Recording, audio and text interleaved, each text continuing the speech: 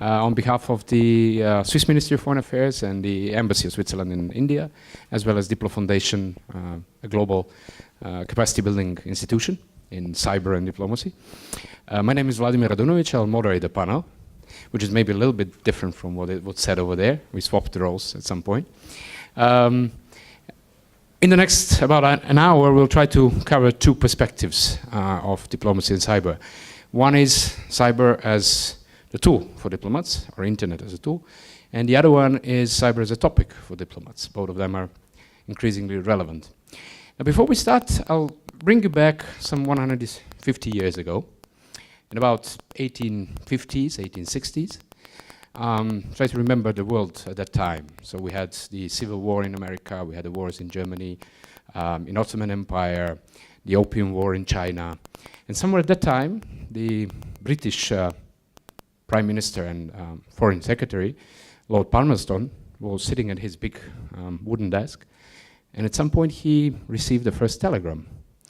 So he whispered desperately, or maybe shouted, we don't know, "My God, this is the end of diplomacy." Well, 150 years onwards, we see that he was absolutely wrong, that not only the diplomacy has survived, it's probably more important than ever, but it has changed a lot, and that's true. I don't know to what extent current diplomats would actually, and probably will help me with that, and ambassadors and ministers were surprised when they received the first email. Probably not much. But I'm quite sure that even today, all of you or all of us, when we use cloud, when we have to share the documents, when we use social media in diplomacy, we are still quite confused. Because now we have a completely different way of communication. And then there is another thing. With the arrival of internet, we actually got empowered a number of other people which weren't typical stakeholders in diplomacy. They're not diplomats. Civil society, expert, academia, they all had a chance to share the knowledge and put the pressure, a public pressure on international relations, on governments and diplomats, let alone the companies, of course. I'll just remind you, for instance, that Microsoft has a department for diplomacy, and it's called Department for Diplomacy, not public policy. They have public policy, but also for diplomacy. So the companies are big players today in the cyber world. And with all of that, we then had a huge change in the diplomatic agenda. So not only the diplomats today have to deal with environment and economy, but they also have to do with so many cyber things, including cybersecurity or privacy, and so on. So the work of diplomats has changed radically. And just think about a little bit in future with, or today even, with big data, Internet of Things, virtual reality, artificial intelligence. Can we actually see robots negotiating in the near future instead of diplomats, and the diplomats just sit back and watch? Those are some of the questions we have touched upon, and even much more on cyber as a topic on diplomatic agenda. And it's my pleasure to present the panel today, distinguished panel. And I'll start, I know I'll break the protocol, but I'll start with ladies and not with the ambassadors. So with us we have Abigail Shapira, who is on behalf of the Ministry of Foreign Affairs of Israel, a spokesperson from the embassy, even though the email is a little bit different. But we'll touch upon that later, the gender issues. Thank you for coming. Marilia Maciel, a senior researcher in Diplo Foundation, dealing a lot with cyber issues, cyber diplomacy. Ambassador Frank Rutter from the Ministry of Foreign Affairs of Switzerland, and Ambassador Thomas Schneider, also from the Ministry of Foreign Affairs of Switzerland. You changed to Balkans. Okay. Yeah, right. That's rather the that's an interesting change. Now we have the ambassador also not in the Ministry of Foreign Affairs, but in IT ministries. That's a good change. Okay, so we'll start with Abigail. Having this in mind, all the changes with the way the diplomats communicate today, work, and so on, I wanted to ask you to share some of the experiences from the Israel side. We do know that Israel has a lot of experience, not only in public diplomacy, but generally in internet and diplomacy. So I wanted to ask you to share a bit of experiences with that. Thank you. So I actually have a prepared text that I'll begin with, after which I would be happy to share a few of my own personal experiences. So first of all, thank you all for joining us today. Israel views the digital domain as a platform for connecting between people. The global network allows more direct, detailed, and focused exchange of information, and therefore, the Israeli government identified this domain as an important channel to convey its messages to broad international community. Digital diplomacy has been developed within the Israeli MFA for more than 20 years and has become a significant tool for connecting with communities and audiences even beyond the scope of recognized diplomatic relations. Our experience has been very positive, especially because of the highly valued two-way channel that the global internet allows for. Cybersecurity forms an important component of this digital domain. Diplomats need to be, on the one hand, adaptive to new technologies, and on the other, be aware of the dangers and threats that those may create. The e-diplomacy initiative is backed by a solid partnership between Israel, Switzerland, and Diplo Foundation that will surely enhance digital capacities among diplomats, even without the need to write computer code. So we are looking forward to the implementation of this project, and we are committed to its success. Thank you. I'm still speaking more with people, like you said, the end of diplomacy as we knew it. We are no longer the phone that connects between leaders. Nowadays, our leaders can pick up the phone and call each other. They tweet to each other. They don't need us to relay the messages as they did in the past. But we nowadays find ourselves in a position where it is our job to connect our peoples, to bring the voice of the people that we represent, to listen to the voice of the people that we are being hosted by, understand the commonalities, and bring them closer together. And of course, that has a greater impact on what we later call the G2G relations, from a grassroots kind of perspective. But I think it's really altered the way that we work in embassies. It's altered the way that we work at the MFA. And I, for one, I'm quite happy with that. I enjoy it very much. We'll get back to that at some point. I'll pass it on to Marilia. Before that, I wanted to check, how many of you are diplomats actually in the room? Well, maybe 10 or something. And is there anyone who is not from the government sector? I would suppose so. Or it's 1, 2. Kishan, we don't accept that. Okay, and out of the diplomats, how many of you actually use social media? Or even the governments, all of you, I mean. Okay, so not that many, but still, good.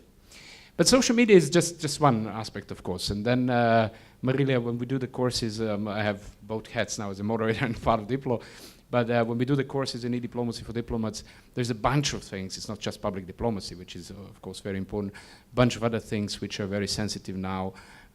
The old things like cloud computing, the old, more or less, or knowledge sharing through the sharing of documents and so on, but also the new things like big data and artificial intelligence, things that are coming.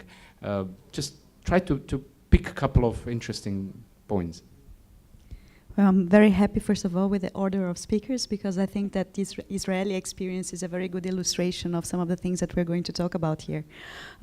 Technology is indeed transforming the core diplomatic functions, not only communication, but also information gathering and as well negotiations.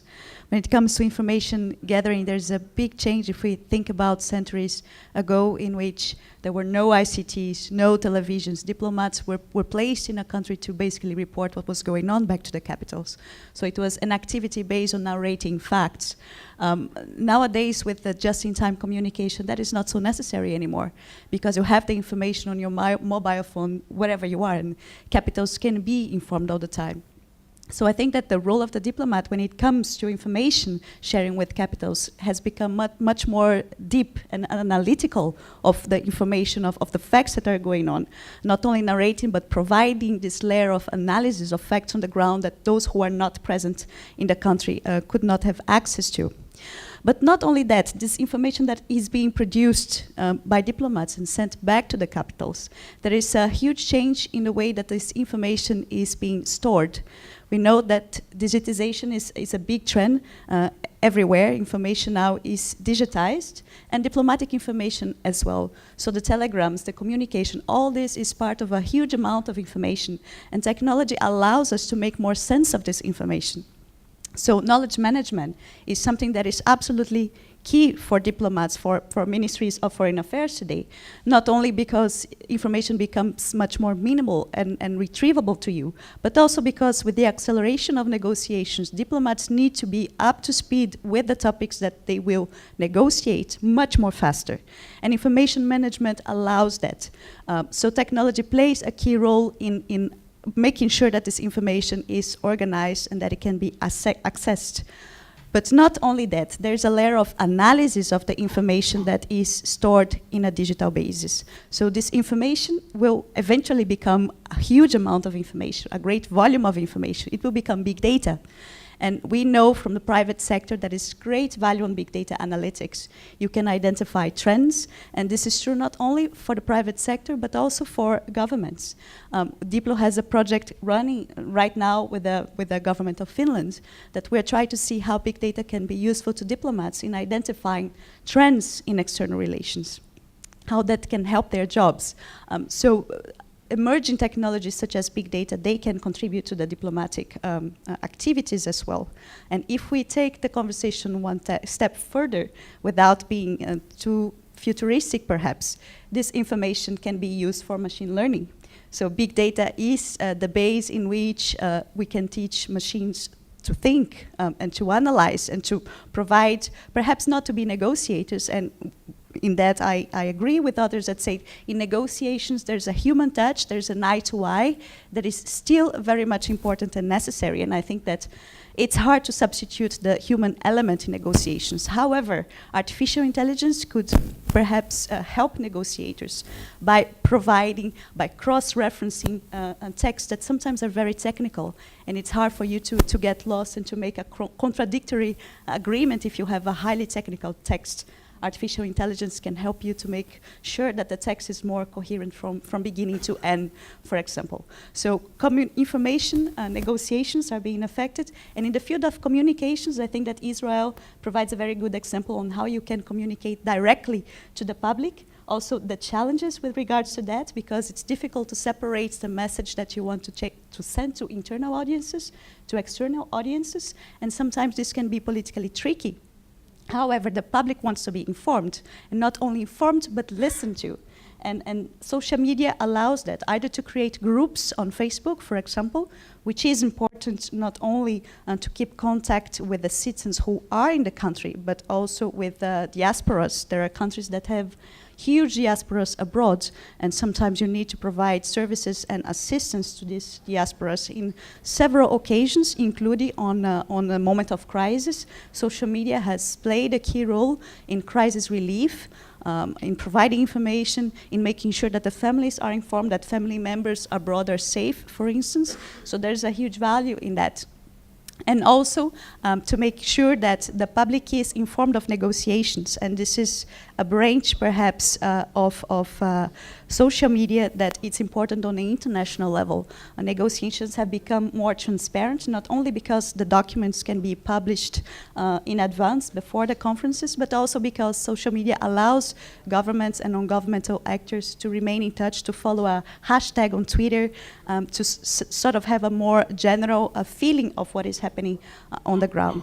So these are the basic changes that I feel that the diplomatic activities is going through. We tried to discuss these changes in a conference that we organized a week ago in Malta. It was Diplo's 15th year anniversary, but of course, being Diplo, we took the opportunity to have discussions on how technology is affecting diplomacy. The discussions were so rich that we decided to put together a conference report that we have just received, Vladimir and I. It has been produced by our team members, and it's going to be published soon online as well. So we invite you to take a look at this report and to see other trends that are affecting diplomacy too. Thanks, Marilla. There is a number of questions I wanted to open now, but I'll save some for the audience at the end. But one before we move into the cyber as a topic, which is actually a good introduction to that. And you mentioned that the topics are becoming more complex, and the diplomats can hardly catch up with all the things they actually have to do. And you mentioned knowledge management. So the tools, cyber tools or internet tools should help us or could help us maintain this institutional knowledge maybe much better than we used to. And the question is, for instance, let's take a case of some of the ambassadors here that we have.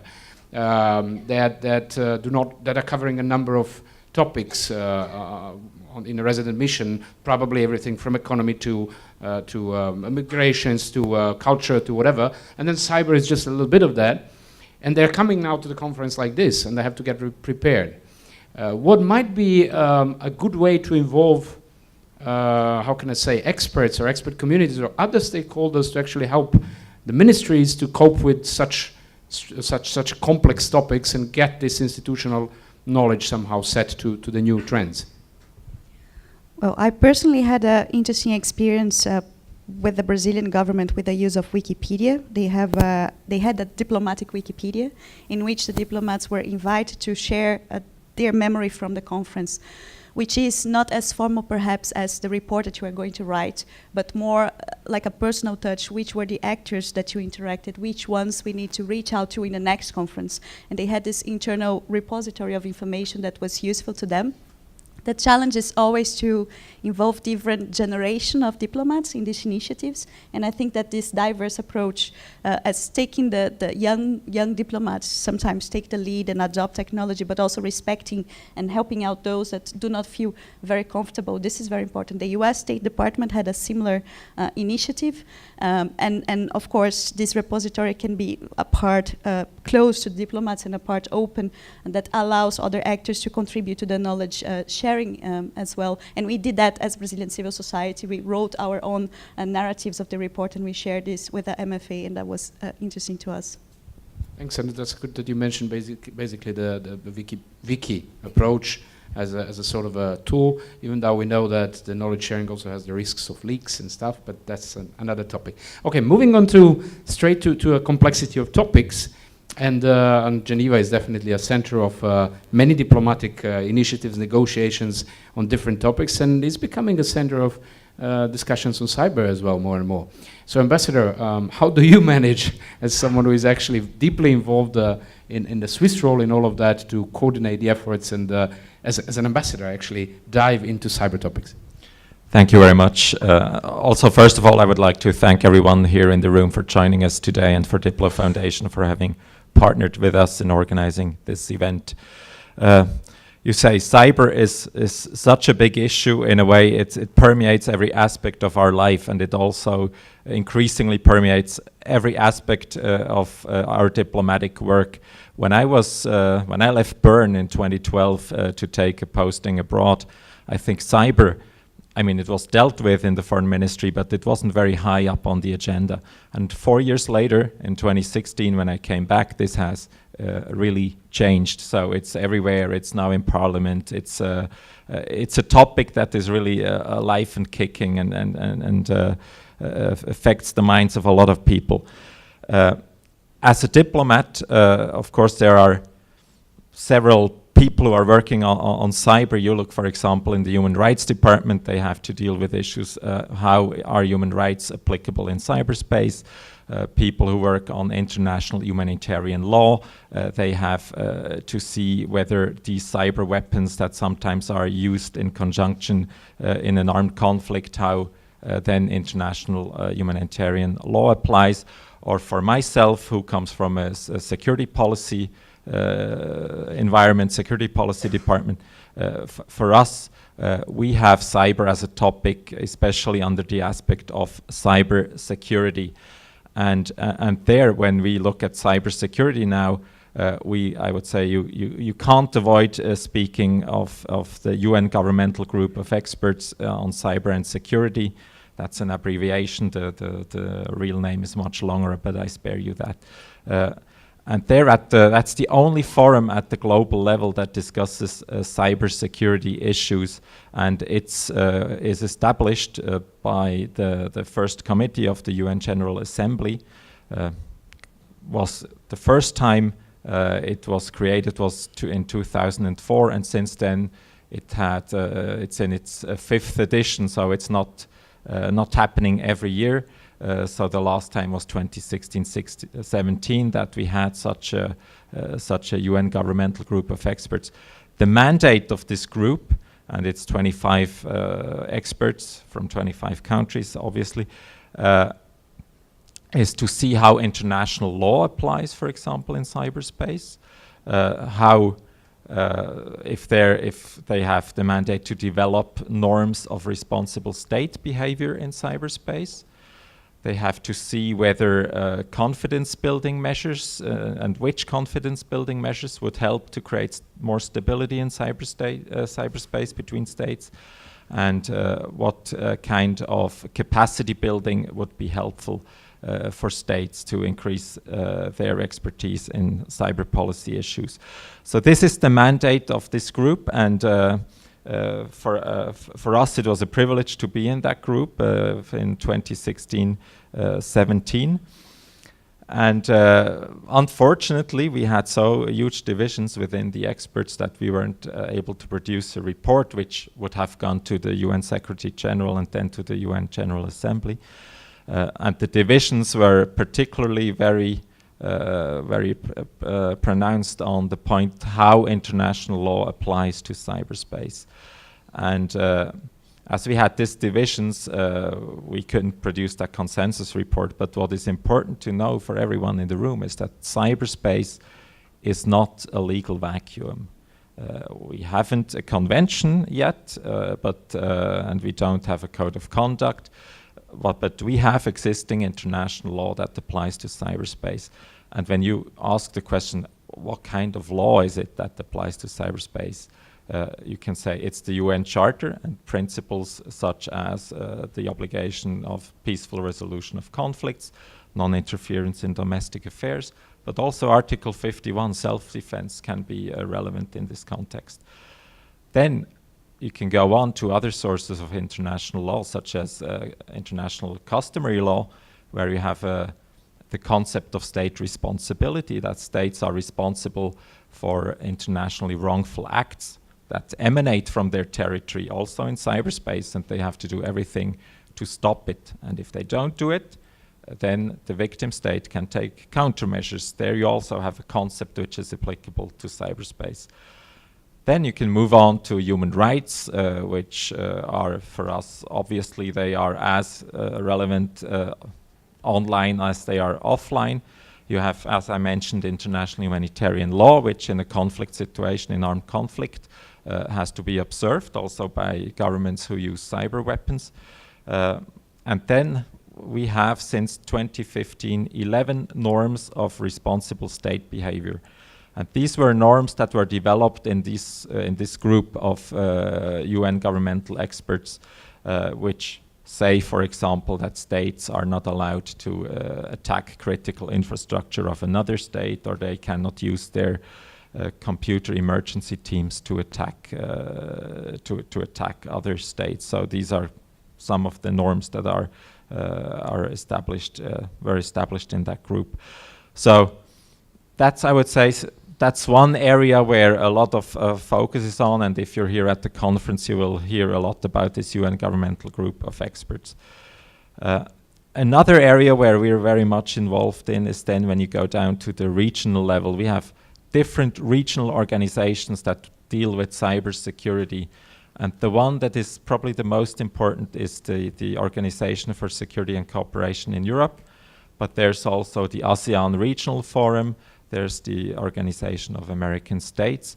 And what they do, they're not in the business of creating norms. They do look more at capacity building and at confidence building measures. And especially the OSCE, when you look at confidence building measures, they have adopted 16 confidence building measures in 2014 and 16, which are quite groundbreaking in a way, because it was the first time that someone came forward with those.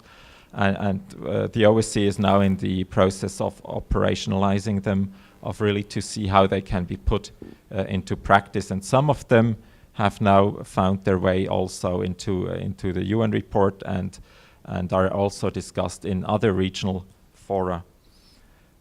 Then capacity building is one issue where also we as a Swiss Foreign Ministry, together with Diplo Foundation, the Geneva Internet Platforms, and others have been very active. There's the saying that cybersecurity, you're only as secure as the weakest link. So it makes sense to invest in that weakest link, and also invest in yourself, in your cyber expertise, capacities, and your resilience. But when we look what states can do abroad, I think what is important is that you can that we can allow other states and other foreign ministry to take part in these cyber policy discussions, and that they know the processes, the people, the issues that are involved.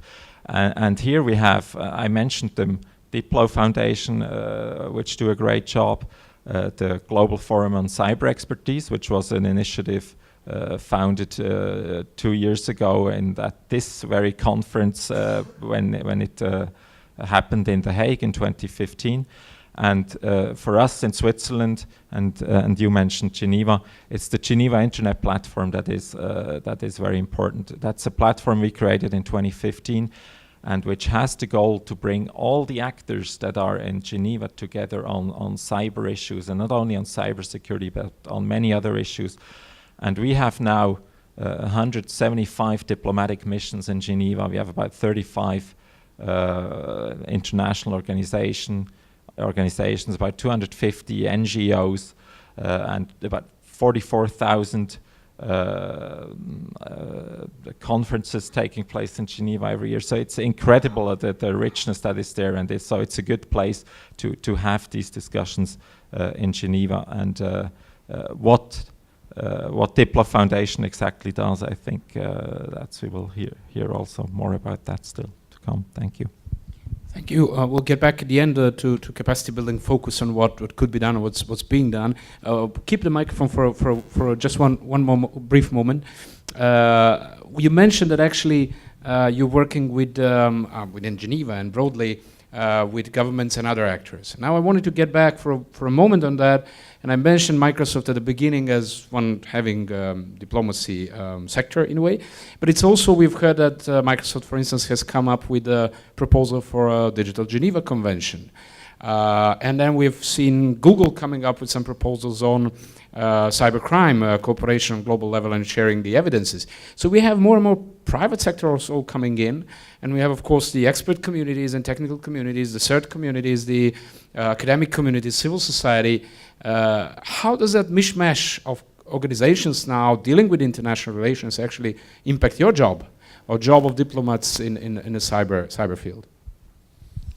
Well, it just means that you have many more people to talk to, and when you do events, I mean, we always take very much care that we do not only invite government people, but that we have everyone around the table and get all the issues together. It of course also means that you have it's more difficult to find sometimes a common ground. You mentioned the Geneva Digital Convention. I mean, it was received by some very enthusiastically, and in other corners, and more in government corners, there was much more skepticism because they say the time is not ripe yet for going into a convention, as we first would have to clarify how international law applies. And once we have done that and found agreement on that, then we can go on to start negotiating a convention. So it brings more variety, but also brings more richness. And what is clear is that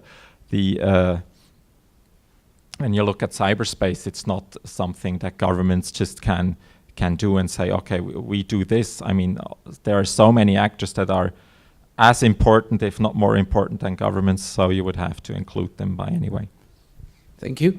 Okay, we can move to Thomas. So Thomas, you did in a way confuse me at the beginning. We know each other for a long time, and I know you work for a telecom ministry, but you confused me with the ambassador function, which is an interesting introduction into this. So how come someone who is actually working with the Ministry of, related to telecommunication and regulator at the same time, becomes an ambassador in this field? And what do you cover actually? Yes, first of all, hello everybody, and thanks for joining us, and thanks for everybody who organized this. And this is actually something that I'm only realizing, that this is part of a paradigm shift in diplomacy that we are seeing.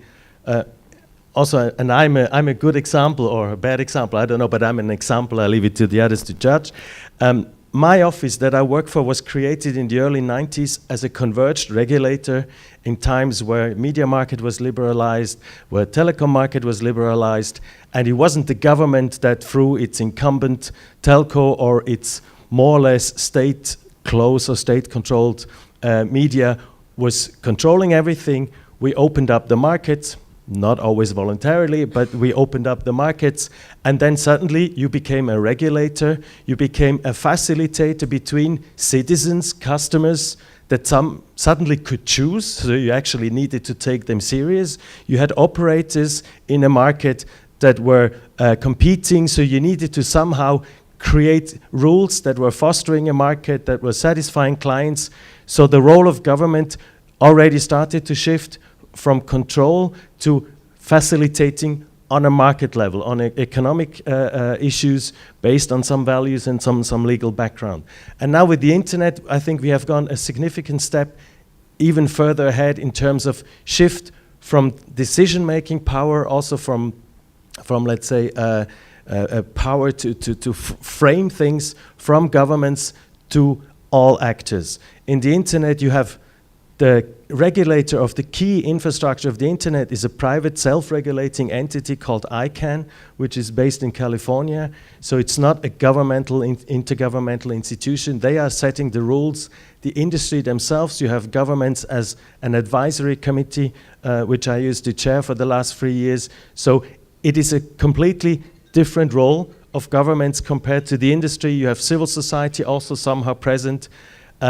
Our everyday lives are shaped by the terms of references of Apple, of Google, of big global companies that have an impact when they decide that this is possible or this is not possible. They have a huge decision-making power over what we can do or what we cannot do. And so there's a shift from state power to distributed private sector power, but none of these entities have a central control or central power. So the internet itself has only little intelligence in the core, but the intelligence and the activities and the innovation is happening at the edges, somehow trying to be interoperable. And the same actually, we see the same on the governance level. You have no single entity that controls the internet or manages the internet. It's hundreds and hundreds of institutions, state ones, private ones, national ones, regional ones that somehow have something to say, something to decide.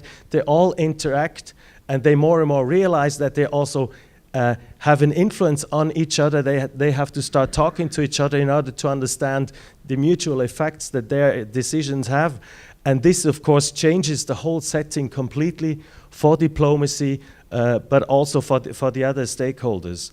And for governments, I would say national governments have less and less marge de maneuver to take decisions, ignoring what happens in other countries, what happens with the industry.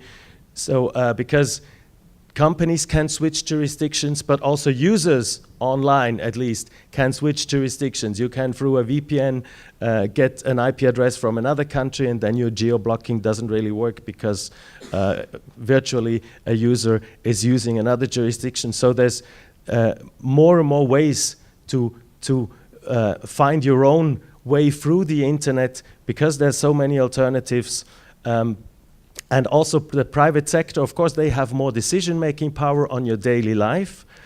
And they try to keep the governments out because we are putting rules on them, we are making their lives more easy. But then, on the other hand, and the Microsoft initiative is a good example, they need some clear, predictable, stable rules in order to know where to invest, how to plan their activities. So also they cannot do without governments, without legislators in the end. And of course, civil society, individuals that organize themselves, if they are dissatisfied either with the government or with a company, they get themselves organized. They have various ways with social media and other ways to organize themselves very quickly, very powerfully. They can protest, they can cause real problems if they are not satisfied with you as a government or with you as a company. They can put public pressure that is then picked up by media. That can go until hacking exercises. So also individuals that organize themselves, civil society, have a power that you cannot ignore, that you should not ignore. And all of this in the end leads us, and this is the experience that I've made, to the consequence that as governments, as diplomats, you cannot talk just to each other as we used to, and then maybe meet with civil society and meet with business separately from time to time, but you basically have to install a permanent dialogue with all stakeholders and help connect yourself within your government. You need to talk to the foreign ministry people because they have a knowledge that you don't have about other issues, about things that you may not think is connected, but then you realize, well, this has an impact. But they also need the technical experts from the technical ministries, because we have the knowledge, we know the markets, we know the players, we know the actors. And the same goes on all levels. If you don't connect, you will become irrelevant because you don't see the big picture, and the decisions will take place elsewhere and you will not be part of this. And if you understand this, in the end, you realize that we need two things. We need a space for a dialogue on global level, on regional level, on national level, to find out, okay, where are we going? What are the opportunities that we should seize? What are the challenges that we somehow have to face? And of course, in the field that we work with, communication, media, infrastructure, everything, the IGF is the space for us, which is free, which is bottom-up, which is not controlled by a few people that decide we will talk about this and will not talk about this. We will invite these speakers and will not let these talk. At the IGF, everything that is supported by enough people, enough stakeholders, will come to the surface, will be discussed. An agenda will be set. There will be something like an emerging shared vision or an understanding that there is no shared vision, so we need to continue to discuss. And this space, after 11 years now, has had quite an impact in terms of agenda setting as a multi-stakeholder open framework to discuss issues. What we are still in the phase of development is the, let's say, decision-making part or the follow-up. And we have some entities like ICANN that try to take decisions in a multi-stakeholder framework.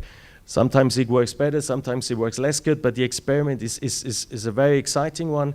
We've had the Net Mondial conference that tried to develop a diplomatic document, some internet governance principles and a roadmap for the development of the ecosystem in a multi-stakeholder way with all stakeholders as equal. The follow-up has not really worked so far. Maybe that's going to be picked up by some people in the future. But the experience that you can actually draft some common shared principles and agree more or less on a rough consensus on a roadmap with governments lining up behind a microphone, civil society lining up behind a microphone, businesses line up behind a microphone, and in a little bit chaotic but quite amazingly well-functioning process come up with a shared vision was to me like a revealing experience that multi-stakeholder decision-making is possible. It's not easy, but building democracies and developing national and international instances like the UN was not easy either. So I think if we want to find solutions in a world where nobody can control other people, there are some attempts by governments, by businesses to control people, to control others. They may work in a short term, but in the long run, probably people will find ways around these control. And so the only solution, in my point of view, is we need to seize the opportunity that we have the technology and the resources to get together, to talk, to create common understandings, and then find solutions where people compromise, where people agree from all stakeholders that this is the way forward, and then also work together in the implementation. But to have nice documents that everybody agrees on is one thing, but to actually do things that you commit to. Climate change is another good example. If you let governments alone take decisions about climate change, they may come up with a nice document, but then when it gets to elections and taking decisions that are maybe critical, they tend to not follow up what they committed to. So you need a multi-stakeholder accountability system that forces all actors to actually practice what they preach and implement the things that are based on a shared vision. Thank you. Thank you, Thomas. And I think you actually took my question. I wanted to ask you to map a little bit wider set of topics, but you actually did it quite well in that sense. And what we could possibly add is also topics like e-commerce, which are adding to the pile. You worked a lot on privacy and human rights, openness, net neutrality, new notion on media, and so on within the Council of Europe. So there's a huge pile of topics. We'll get back probably to some of them. Before I open the floor for some comments, I wanted briefly to ask Marilia just to outline what we started with as capacity building. So what are some of the experiences that well, we in a way have in Diplo and also the Geneva Internet Platform? What are some of the main trends and some of the probably the biggest interests of diplomats and governments in topics about cyber? Thank you, Vlada. I'll be very brief so we can open the floor for questions. I invite you all to visit our website because there's much more information there. But just in a nutshell, Diplo is a capacity building and knowledge development of organization. And our courses of capacity building, they are mostly offered online.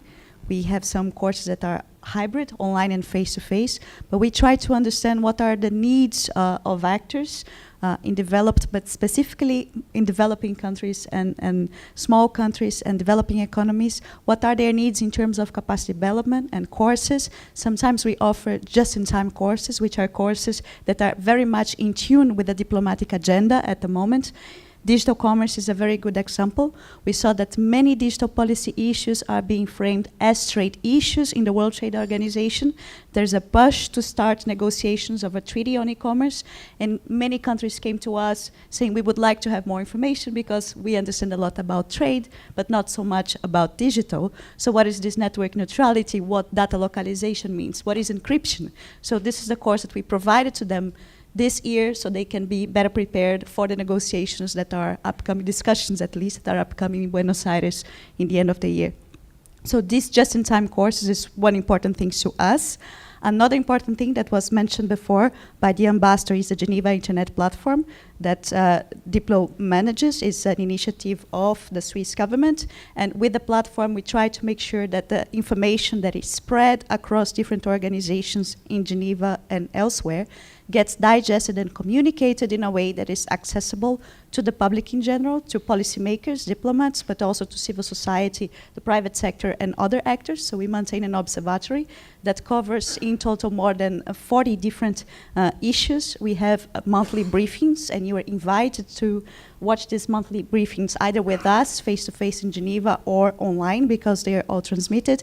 And we have as well a monthly newsletter, which is very succinct, so 8 pages, which shows what is going on in the digital policy field, what are the main events, what are the main issues, what are the topics that are expected to trend in the upcoming months. And this has proved to be a very useful tool to policymakers in general.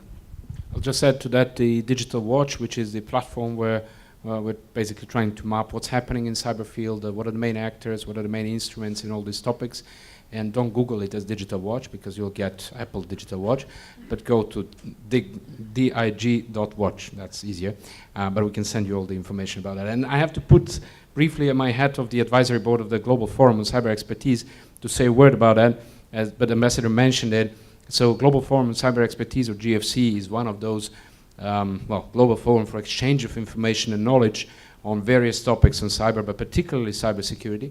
There is a bunch of initiatives within it related to incident response, protection of critical infrastructure, vulnerability disclosure, awareness on cybersecurity, assessment models for countries and their capacities in cybersecurity, implementation of international standards when it comes to cybersecurity. So there are a lot of interesting work, including some of the political work on, like you'll hear probably today at 3 o'clock there is a session which will tell you about the communique on what could be the goals in the next period about capacity building in cyber and so on.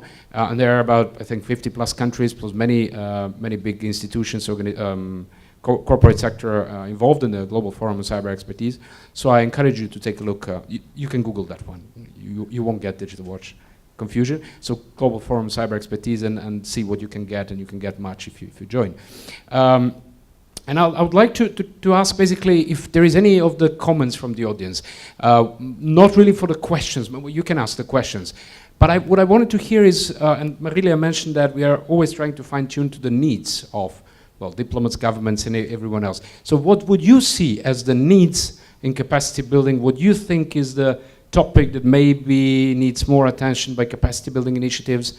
You might like to learn more. You think your colleagues might, or anyone else might want to or need to learn more. Just introduce yourself briefly. Thank you very much. My name is Ihab Khalifa. I work for Future Center. It's a research center located in Abu Dhabi, United Arab Emirates. Actually, my point, it's not regards capacity building, but I have a comment, especially for Mr. Ambassador. Now, from time to time, we have a huge cyber leak. This contain secret, classified, and diplomatic information. So how this could affect your work, how you can approach these cyber leaks? Okay, we'll take a couple of points and then we'll get back to the audience. Good morning, everybody. I am Subrat Pusti from Ministry of Communication, Government of India. Actually, all the United Nations office are either located in Geneva or in New York. But with the cyber area, I think more and more institutes should be located in India, because India houses 1/7 of the population of the world. So I will request both all the participants to put some multi-stakeholder institutes, particularly in India, so that we can talk face to face, not only in this meeting, but 24/7, 365 days. Thank you. Thank you, and I see that as your job actually, to try to help us find something like that, but well, yeah, sure, we'll reflect to that. Thank you. I've been attending this workshop for last 2 days now, and I think this is one of the most holistic event. I mean, I came late, but I'm regretting it now. Okay, so there's certain things I'd like to just ask the panel, because you've covered everything. First, capacity building. In India, I represent Capacity Building Institute. I'm Charu Malhotra from Indian Institute of Public Administration. The biggest challenge of capacity building, what I confront out of all other stakeholders, is political leaders. And cyber diplomacy is one area which needs a lot of international collaboration and awareness. How do you handle that? Because let's not forget Indian context. Maybe political leaders would be instrumental in all the policy, and especially with regard to in cyber diplomacy concerns, apart from awareness of citizens, which you brought out. Am I permitted a question beyond capacity building? Yeah, okay, thank you. Second, in India, when I deal with these issues, I find surveillance as a major mind block in the mind of my citizens. The fact that we are using machine learning, big data analytics, I've written a paper on that myself. Citizens are already skeptical of the visa authorities or immigration authorities capturing their data. And now when we know there's a crawler which is profiling them further, I mean, don't you think voluntary disclosure is just probably, I agree without knowing what I'm agreeing to. Okay, so that's another concern I have in mind with the Indian ecosystem in mind. Last, as both the ambassadors rightly pointed out, internet is a free space, but let's not forget behind internet, actually these are private operators. A lot of data is lying in those servers in clouds. How do we tackle that when we're dealing with as sensitive issue as a cyber diplomacy is? Thank you. Thank you. I think you're actually mapping excellently the whole field. We probably won't have time to go into details of all of that, but we'll definitely reflect. So good morning to everybody, and my regards to the panel. It's excellent deliberations.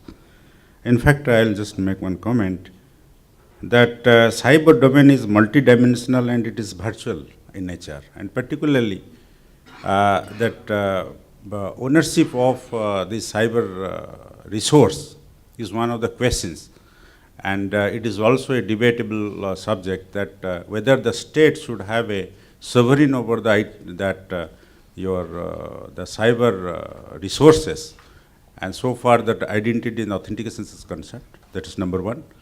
And I'll just like to put this question to the ambassador for comments. And secondly, capacity buildings measures means it in a multi-stakeholding this ecosystem.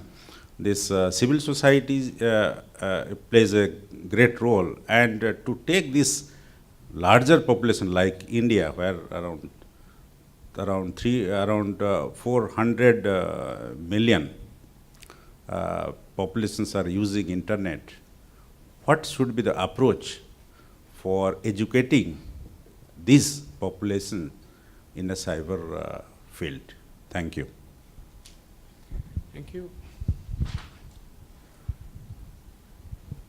Hi, my name is Drew Mitnick. I'm with a civil society organization called Access Now. We're a digital rights group. When we're talking about capacity building, it's not clear whether we're talking about some of the protections that I think that we've drawn out as really important, and that includes things like, I think what's somewhat been previously mentioned, but ensuring that individual internet users have the resources and the education and the structural frameworks that ensure that they're able to take measures to protect themselves. So whether that be ensuring laws are in place to allow them to protect themselves online, and ensuring they have access to strong security measures like VPNs and encryption, or whether they have the educational resources. So I guess my question is whether, when we talk about capacity building, are we including within in that the knowledge that individual internet users need to protect themselves as well? Thank you. Thank you. My name is Ronald. I'm from Indonesia. My question to Ambassador Franks, according to the UNGGE discussing in related to the Article 51. So what is your opinion, Ambassador, about how it is possible for us to implementing the state sovereignty on a cyberspace sovereignty? Because I just thinking about that someone hit the critical infrastructure in this state, for example. It is possible we can say that we are under attack or we are under war for the critical infrastructure. And then my second question is, as a international society, how do I secure in often persistent environment when I am in a constant contact with the adversary and the ally, the business sector, and the foreign and domestic civilian in this cyberspace? Thank you, Ambassador. Thank you.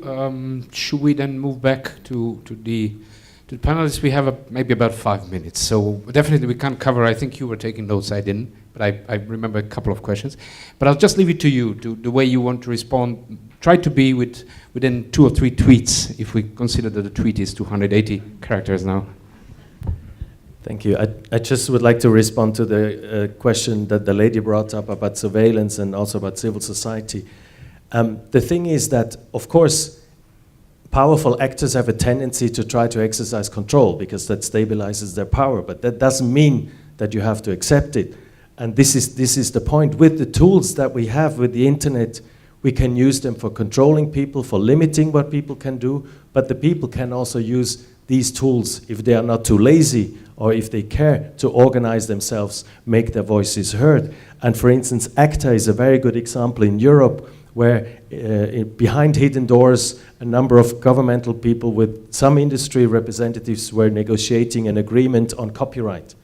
And this was killed in many countries, including in the US in the end, because people didn't like it. They stood up against it. They made it very clear, we will do everything we can to fight against this because we think that this is not getting the balance right. And politicians gave up because they saw that this will never be, that the resistance is too big. So as long as people don't stand up, of course, businesses and governments, they do whatever is easiest for them. So you need to, if you want to remain a free society with the internet, people need to learn that freedom is something that you need to earn and fight for every day, otherwise it may get lost. And there are ways to do that. There are more constructive ways than others. But in the end, it's civil society and people need to organize themselves to make their voices heard in a way that governments and businesses take them seriously. Thank you. It was rather a blog, but it's accepted.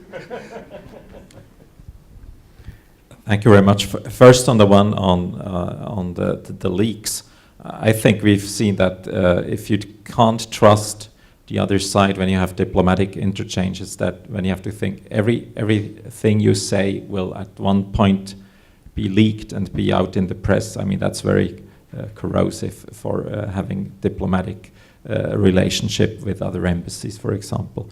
So all you can do is invest as much as possible into information security. I believe that's and make people aware that things can leak, so you express yourself in a way which doesn't put you under too much pressure, and you yourself have to make sure that things which are told to you as a foreign ministry in a confidential way, that you can keep that really confidential, and only those will see it who really need to know. On cyber sovereignty, I think we would see that it's a sovereignty over the people which are on your territory and over the infrastructure that is on your territory, where we would be very reluctant to say is that this sovereignty means that you would go into content control of what comes in. I mean, there are some things that where you would need to make content control, but in general we're very reluctant to say, well, sovereignty in that field means you can control everything which is published on the internet, and then you take it off if you don't like it. Article 51, I think that's, you could say an attack on critical infrastructure could trigger or would entitle you to say we're now in Article 51 scenario, is when this attack has very similar characteristics of a kinetic attack, meaning widespread death, widespread injury, huge destruction. If you're in such a situation, I think you're entitled to say, well, that's like a kinetic attack on my country. It's an armed attack. International humanitarian law applies, but I'm also allowed, under certain circumstances, to refer to Article 51.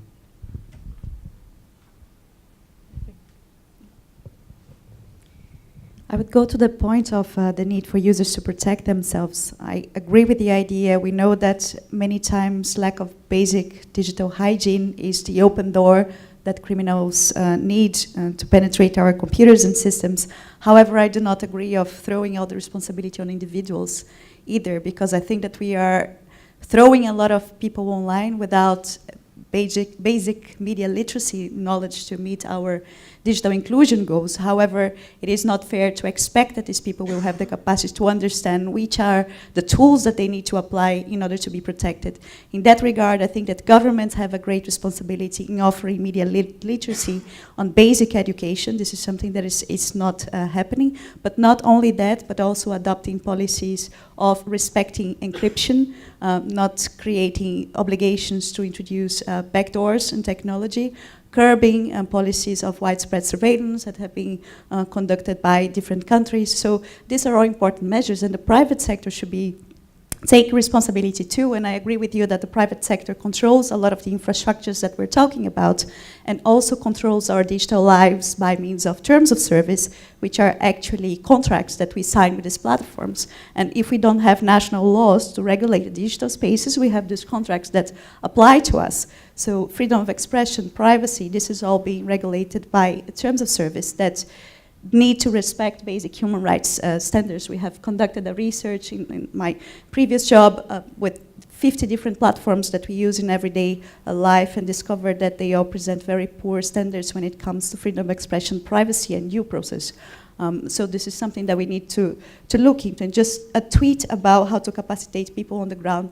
I think that technology can help us a little bit with that. I just came from another session on gender empowerment, and we were discussing how mobile phones in the hands of women in developing countries can be used not only to connect them and to create a network of support, but also to convey simple messages. So the example over there was a message that was being conveyed to little women working in agriculture in developing countries about tips how to take care of your crops, because sometimes you take certain measures because of lack of knowledge, and you can increase your productivity with basic tips. But these tips can be sent about cybersecurity as well. Why don't you download that? Why don't you take the certain measures that will help to protect your password, for instance? So basic things. And we can use the penetration of mobile technology in developing countries to make the message spread out. Thank you, Marilia. I think we don't have more time, but of course you are more encouraged to approach people and go on with the discussions.